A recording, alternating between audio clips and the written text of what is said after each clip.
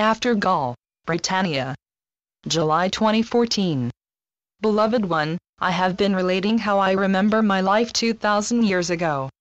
We spoke of after the resurrection and moving across the sea in one of Joseph of Arimathea's sailing ships, and how we were blown off course for the adventure of it. And the question did come up, why did I not change everything and make it smooth sailing? Well, it was more fun to have a bit of adventure. Miriam and I and Benjamin and Sarah, we were out for the adventure. We knew that there is nothing that can hold you back. We knew that there is truly nothing that threatens the body, so we were quite enthusiastic about the adventure that we were having, and we let the winds do what they would do. We let our sailing mates, the sailors who were in charge of the ship, do what they needed to do. When we were blown off course, and they did not get into the seaport to get the supplies that they had planned on, there was great consternation and great questioning as to what they would do. Would there be enough rations to get to the next seaport? And so I had opportunity to speak to ones who were open to it and say to them, you create whatever you are experiencing. If you want the food stuff, hold out your hand and expect. Now, that is the important part of it. Expect that the food, the bread, the manna will be there. Some of them tried it and nothing appeared, and they said, oh, fool that he is. Others said, I'm really hungry. I'd really like to see some bread, some food stuff. And in that instant, because they believed and had motivation enough, the bread appeared. When the other sailors saw that some of their friends could do it, they said, well, maybe I can do it as well. They held out their hand and they prayed and they prayed and they prayed, and they looked, and it was still empty. They came to me and said, Master, Rabbi, because that is what they called me, why is it not happening? And I said to them, here, let me put my hand under yours, and the food will be there. They believed that I had the power to do it, because they had seen me do it, so they knew that if I put my hand under theirs, it would happen. That bit of belief was enough to manifest the bread that they needed. And they believed. Sometimes you or your friend perhaps need a little bit of help, a little bit of a boost, where you come up to them and you say, you know, I've been through situations like what you're going through, and for me, this is what has helped. Let me share with you. Let me hold your hand, literally or figuratively, and let's walk through it together. So it was with the sailors. They at the soul level had chosen to make this voyage with me. They had chosen at the soul level, maybe not the conscious level but the soul level, to have an adventure and to come to a place of seeing miracles. And they went away changed, after Miriam and I and Benjamin and Sarah had left the ship, because they had seen that life can be a little bit different than what they had been told it was going to be. It was what you would call an expanding experience, expanding into understanding their divine nature and how they could create, and how everything truly comes out of your belief as to what you believe is possible, what you believe you can do. Belief resides deep within you, and oftentimes it is a bit difficult to reach. In other words, you are not quite sure what you believe or why you believe it until you see the results of that belief. But once you see the result of the belief, then you can trace it back and say, I must have this belief about myself, about the world, about others. I can trace it back and then consciously ask, do I want to keep this belief? If it serves you, you will keep it until it does not serve you, until you want to change it, or not. There is no one and no thing that dictates your life except you, and that is very freeing after you once let go of the old teachings. Now, all of the old teachings have been given to you, generational teachings I call them, down through the generations. This is what my family has always believed. This is how we have always lived. This is the belief that we have always held. And that is okay as far as it goes, but if it does not go far enough, you are free to choose anew. And that is what Miriam and I did. We chose to have a new life in a new land. We landed in the southern part of Gaul, what is now called France. We lived in a small village for a while and we were quite happy. We were accepted by the ones who lived there as we learned their language and their ways, and it did not take us long to learn. They were welcoming, because we wanted to be welcomed. We did not go in with certain attitude that we were better than they or that we knew more than they did, because these were simple villagers, and we remembered growing up in a village.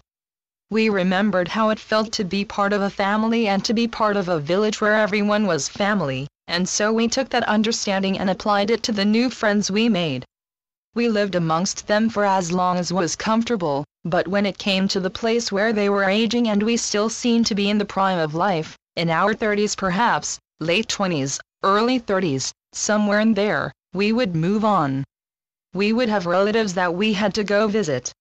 Now, we did not actually have relatives in the usual sense, but as everyone is joined in divine nature, we did have relatives, and so we would travel to another village some ways away and stay there for some years.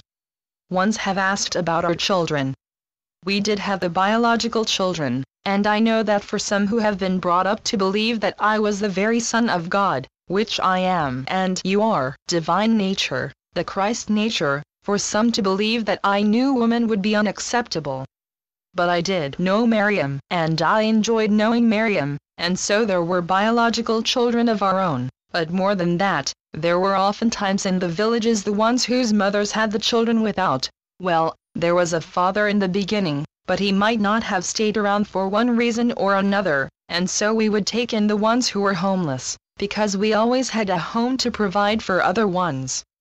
We were happy to do this. It enriched our lives, as you have seen with friends of yours who have done this. And so we passed the time in Gaul traveling northward, traveling into the country you now know as Germany, and again assimilating the habits and language of the small villages which were there. We knew that we were not limited by any geographical area and not limited by any friendship that we wanted to make.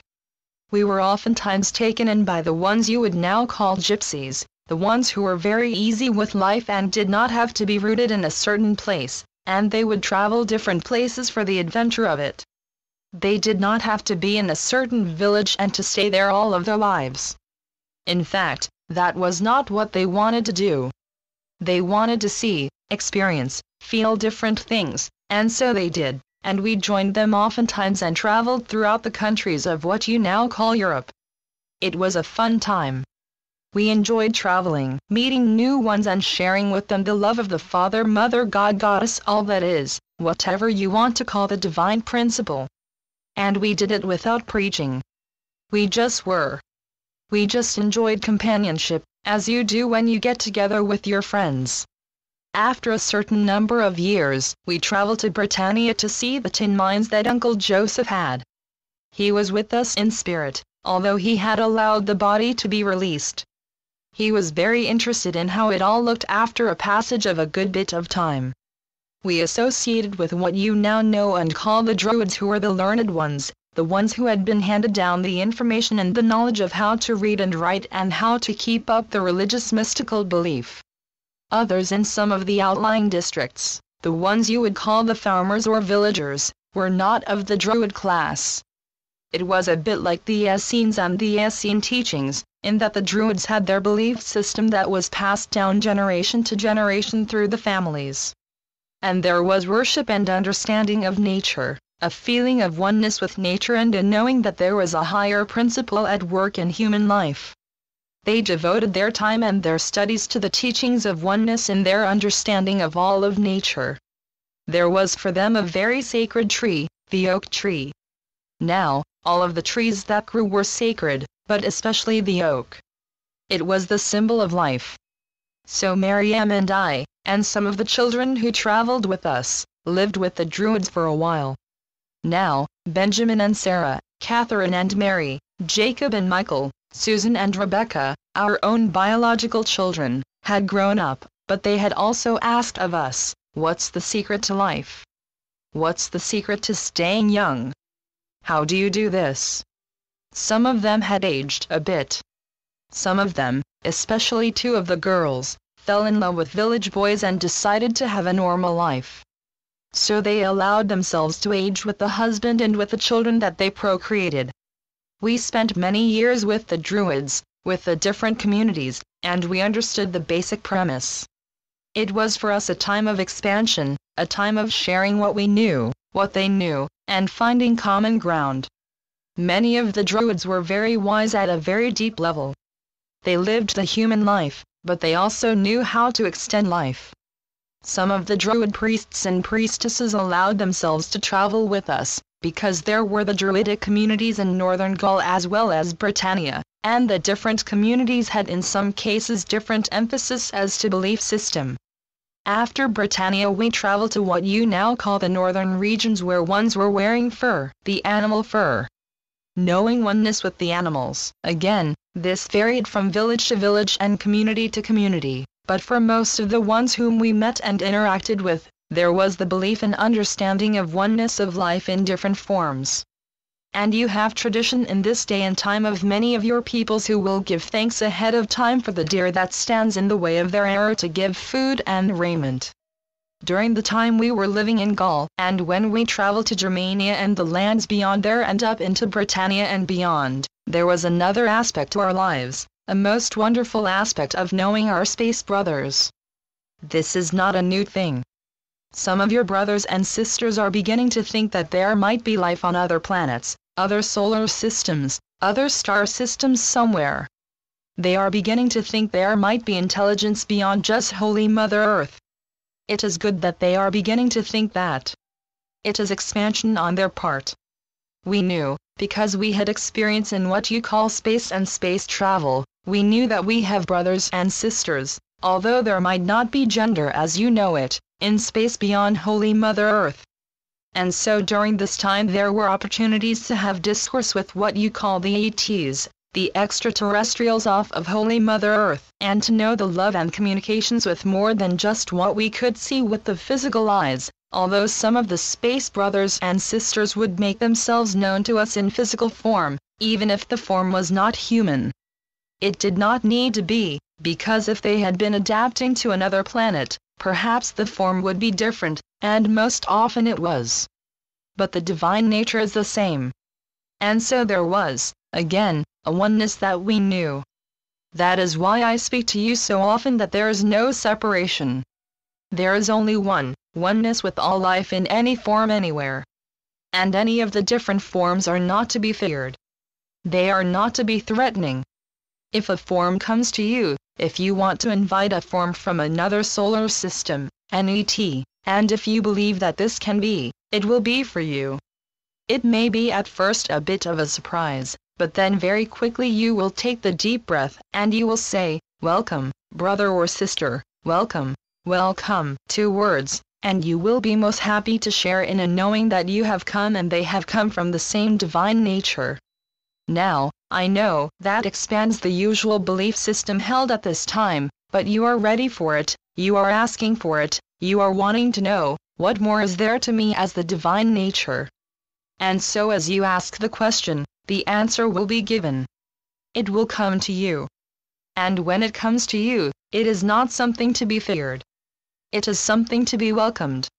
So there were times, instances when we had communication with what you call the space brothers and sisters.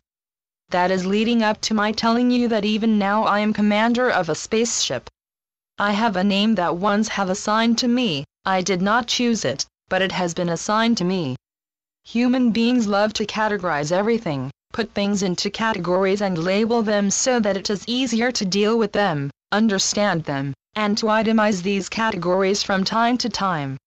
And so I have been given the name of Sananda as the spaceship commander. Now, that is not my only name and that is not the only spaceship that I command, but I will leave it at that for the time being. Later, if there is interest, we will talk about the spaceships. Miriam and I spent what you would see as the next 200 years traveling as it was warranted to the different countries and being one with the villagers, the people, the forms that we met. Not only the ones that are of human form, but some of the ones that were still extant in those days that are now part of legend, such as your unicorns. Did they exist? Yes, of course, they existed. All of the forms of what you call the different combination of human and animal, if you have legend about it, it existed. It was here at some time, at some point.